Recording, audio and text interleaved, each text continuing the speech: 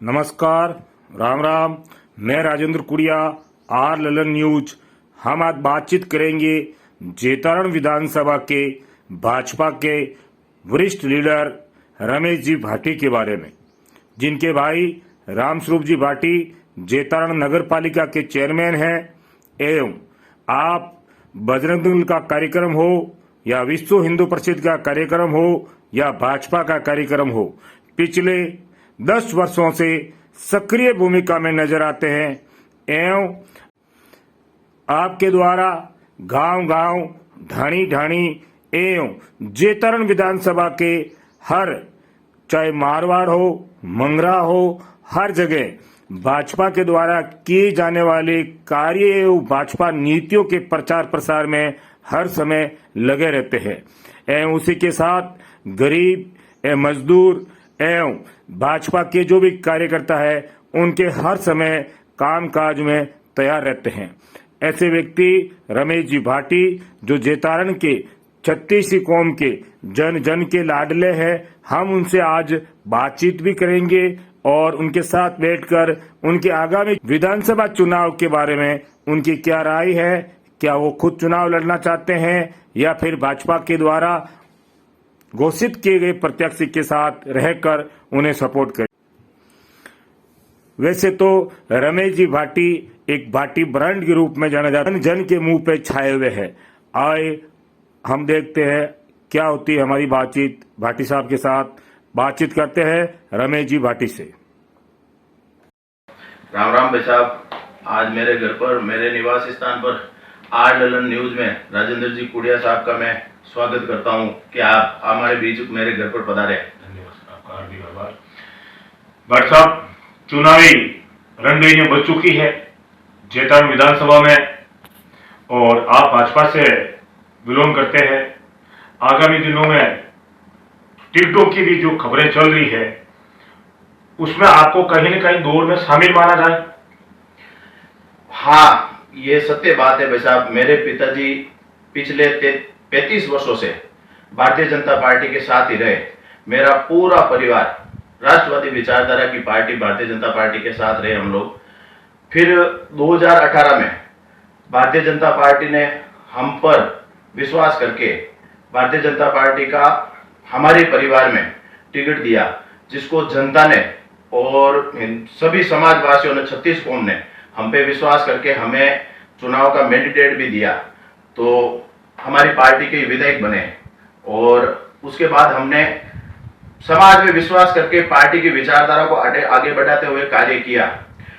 उसी के बाद नगरपालिका चुनाव में मेरे छोटे भाई रामस्वरूप जी भाटी को जनता ने, वो पार्टी संगठन ने मैंडेट दिया, जिसपे वो चेयरमैन बन के खड़े उतरे।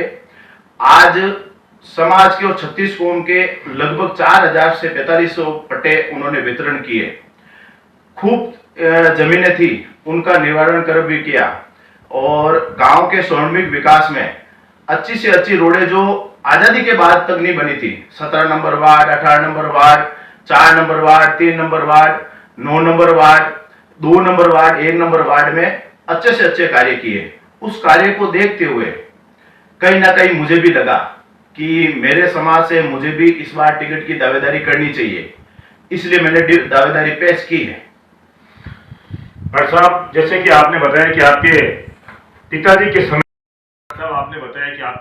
के समय से ही पूरा परिवार आप भाजपा पार्टी की सेवा में लगे हुए।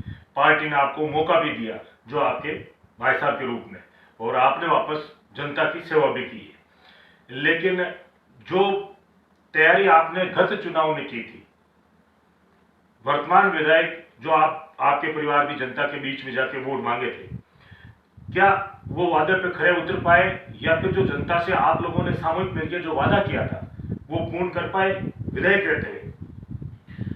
ऐसा है राजेंद्र जी, जहां तक मैं एमएलए साहब के साथ हमें टिकट मिलने के बाद जहां जहां मैं घूमा, कोट, किराना, बगड़ी, कलारिया, आसन, जिलेलाव, बर, निमाज, काड़ू, बड़ुंदा, कटमोर, रातड़िया, रास, बाबरा, कुड़की, सेवरिया, देवरिया, पाटवा, जब तक मैं उनके साथ था मेरी यथाशक्ति मैंने वही कार्य किया कि जनता की सेवा में कार्य हो सके। चाहे उसमें जल जीवन मिशन की योजना हो, लाइट की योजना हो, पानी की योजना हो, ग्राम पंचायतों में कहीं पे स्वीकृतियां दिलाने की योजना हो, यहाँ से जयपुर जाके हमारी विचारधारा की अभी सरकार नहीं है, कांग्रेस की सरकार है। सरकार में हम विपक्ष में बैठे हैं तो हमारी कोई सुनवाई भी नहीं होती। जिस प्रकार से 100 बेड के हॉस्पिटल के लिए मैंने भी कंधे से कंधा मिलाकर प्रयास किया था, जयपुर आना जाना घूमना, चिकित्सा मंत्री जी के यहाँ जाना, लेकिन आज ये दुर्भाग्यपूर्ण है, कांग्रेस की सरकार है और ये दुर्भाग्यपूर्ण है कि 100 बेड के 100 बेड की वापस एफएस तक अभी तक नहीं आई।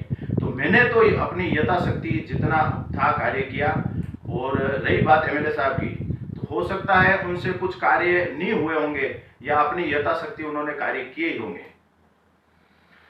आपने अभी बिल्कुल बताया कि प्रशासन के अंदर कड़ी से कड़ी नहीं जुड़ी हुई है, सत्ता के अंदर एमएलए यहाँ से बीजेपी से है, एमएलए साहब, ऊपर सरकार कांग्रेस की है, एमपी आपके बीजेपी की, प्रमुख बीजेपी से, विधायक बीजेपी से, चेयरमैन बीजेपी से, प्रधान बीजेपी से, यहाँ तक कि आपके वार्ड पार्षद तक बीजेपी से।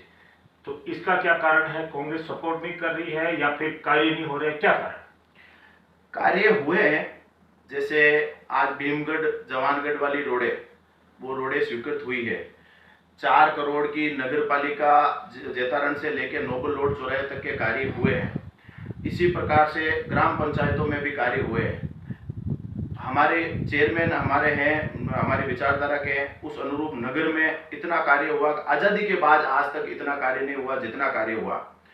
हमारे एमपी साहब दिया कुमारी जी ने जब भी कोई जाके वहां पे कोई सामान्य कार्यकर्ता ने जाकर कहा हमें यहाँ 5 लाख चाहिए, 10 लाख चाहिए, 15 लाख चाहिए, उन्होंने तुरंत स्वीकृत किए। रेलवे बजट के लिए मैं खुद एमपी साहब के साथ अश्विनी जी के पास गया था, उन्होंने कंधे से कंधा मिलाकर कार्य किया। राज्य में सरकार कांग्रेस की है, इस कारण 2 साल कोरोना आ गया था। अब कोरोना में कुछ बजट सरकार ने काट लिया था, कुछ बजटों की एपस पॉलिसी ही स्वीकृत नहीं हुई, तो हो सकता है इस कारण से कार्य कम हुआ। एक बात मैं आपसे पूछना चाहूंगा कि हर साल चुनाव, हमेशा हर वर्ष तो विधानसभा के चुनाव में कांग्रेस के अंदर प्रत्याशियों की लिस्ट लंबी होती है, लेकिन अब की बार लग रहा है कि बहुत लंबी लिस्ट, एक मेला लगा हुआ आपकी भाजपा के अंदर। तो फिर ये कैसे निर्णय होगा? या फिर भाजपा माना कि आप पे विश्वास कर ले और ना भी करे, किसी और को प्रत्याशी बना दे, उस समय आप क्या करेंगे? सर्वप्रथम तो मैं ये कहना चाह रहा हूँ गुड़िया साहब कि भाजपा अगर मेरे ऊपर विश्वास करती है तो मैं दावेदारी के साथ जीत के आऊँगा, वह समाज और पार्टी की सेवा करूँगा। और दूसरा विश्लेषण आपने बताया कि मेरे ऊपर विश्वास नहीं करके किसी के भी ऊपर विश्वास करें, तो ये रमेश भाटी और रमेश भाटी का परिवार तन मन और बड़े धन बल के साथ उस व्यक्ति के साथ रहेगा जैसे 2018 में साथ रहा था, और उसको विजय प्राप्ति करवाकर विधानसभा में भाजपा का परचम लहराकर पहुंचाएंगे। तीसरी बात आपने कहा कि इस बार मेला जो कांग्रेस में लगता वो बीजेपी में क्यों लगा? जब से मोदी जी की सरकार बनी है तब से राष्ट्रवादी विचारधारा की ओर युवा वर्ग बीजेपी में जुड़े हैं। जिस प्रकार से जेएनयू में नारे लगे, भारत तेरे टुकड़े होंगे इंशाअल्लाह इंशाअल्लाह, उस पार्टी को ठुकरा कर पार्टी की महत्वाकांक्षा में पार्टी के कार्य करने हैं, तो भारतीय जनता पार्टी में कार्यकर्ता ज्यादा जुड़े हैं। तो अब जहां ज्यादा कार्यकर्ता जुड़ते हैं तो महत्वाकांक्षा भी बढ़ती है कि सेवा का मौका हमें मिले।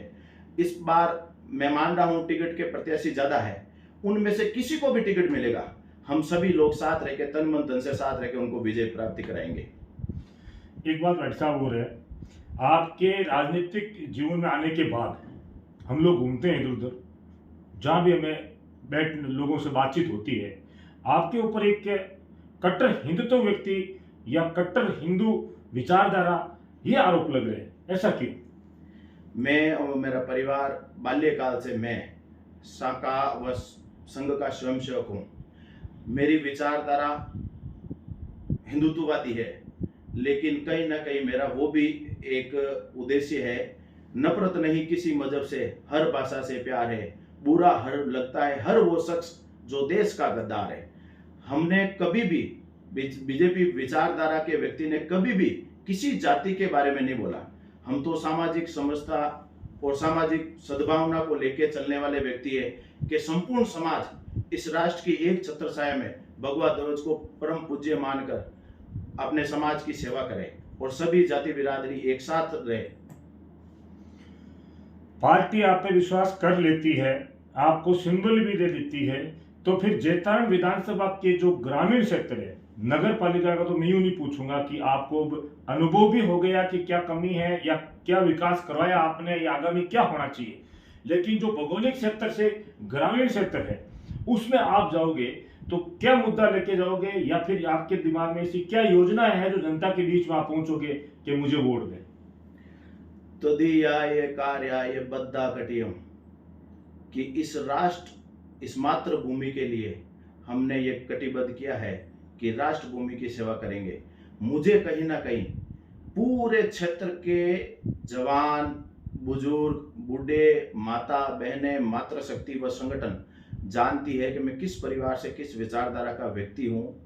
अपनी महत्वाकांक्षा को नीचे रखकर मैं समाज की सेवा में जा सकता हूँ। जैसे मुख्य मुद्दे हुए रोडों के, मुख्य मुद्दे हुए पानी के, उन मुद्दों को लेकर मुख्य मुद्दा हुआ शिक्षा का, और उससे भी ज्यादा मुख्य मुद्दा मैं समझता हूं आज चिकित्सा इकाई का मुख्य मुद्दा होना चाहिए अपने क्षेत्र के लिए। जिस प्रकार से जैतारण एकमात्र बड़ा हॉस्पिटल है जिसमें आज क्षेत्र के किसान परिवार से स्नेक बाइट के केस आते हैं, बी बाइट के केस आते हैं, हार्ट अटैक के केस आते हैं, डिलीवरी के केस आते हैं, व एक्सीडेंट जोन के केस भी आते हैं।